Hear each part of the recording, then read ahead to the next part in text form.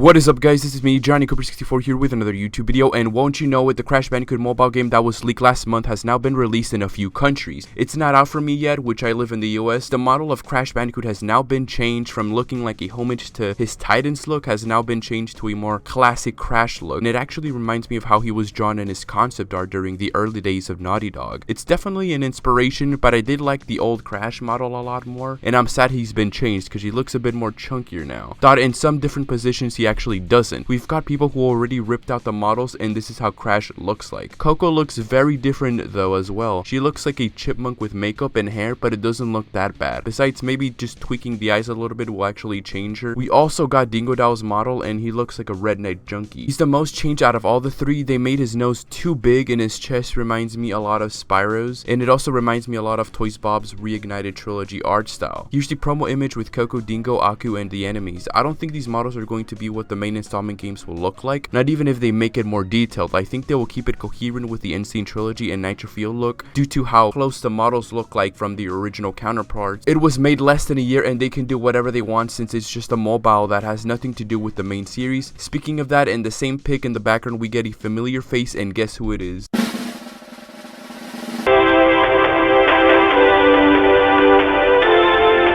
Scorporilla from the Titans and Mind of a Mutant games. It seems that they've acknowledged the mutant games by introducing mutants and objects from those two games. The uploader of the gameplay that I'm playing, which original video will be in the description below, has had a lot of dislikes on his video due to how this game has mutant references. So for those who do not like the mutant games, this game does not have anything to do with the main timeline games, nor does it affect Vicarious Visions, who is making the new installment. This game is made by King, who made Candy Crush and other mobile games. They just partnered up with Activision and used their most iconic platformer at the moment. Plus, the new game has been in the works for years, and this has just been done in a couple of months ago. Plans change, so there's a chance that the new game takes place after Warp, serving as Crash 4 or after Mind of a Mutant. But I still go for it at being after Warp due to the leaks that have been going around, and this is just a throwback like how they included Mutant, Coco, and Crunch in Nitro Fuel. Anyways, now that we talked about that, let's move on with the enemies and Aku Aku. Aku Aku looks like his Funko Pop model, and it's just honestly the worst model thus far, but it's just the eyes though. I think they need to change that. The enemies look generic. We get the ants from Twinsanity back, but redesigned, and there's a boss battle in this game. I don't mind their new look, but for some reason it reminds me of Ratchet and Clank, but I'm glad they're back. And despite not liking the mutant games, I'm glad they managed to make the Gorilla Mutant into more than just what he previously was, as he's being treated like he's equal to characters like Dingo and Brio enemy wise. We also get Embryo hulked out, and basically the bosses and enemies are reskinned as different colors, which is a trope that they always do with mobile. We also get images of the levels. We get Crash 3's Pyramid level, Crash 2's Ice levels, Insanity Cortex's Lab from Crash 1, another Ice level from Crash 2, Lost City from Crash 1, and the Dinosaur level from Crash 3. I think those are all the levels we get in this mobile game. They probably updated and give us more levels and enemies, because this is all we are getting for its launch. You can get weapons, serums, bombs, and even ray guns, and upgrade stuff in Coco's base that you can earn from the game. I'm not a big fan of mobile games, but I'm glad how this Roner game turned out. They brought a lot of elements from the Crash games and managed to make it work here, like the spinning checkpoint Aku and the stones that go back and forth. It's honestly good for a mobile game, and I'll make sure to download it and stream it once it comes out. What do you guys think of the gameplay, character designs? What would you guys like to change, and will you get it despite it just being a mobile game? Let me know down in the comment section below. And also, my friend Justin Bandydragon was kind enough to give me a free Switch 1 week free online trial. If you guys want it, comment below and I'll give it to a free lucky winner. Your chances on getting it are higher if you guys follow me on Twitter, which will be in the description below. Anyways, but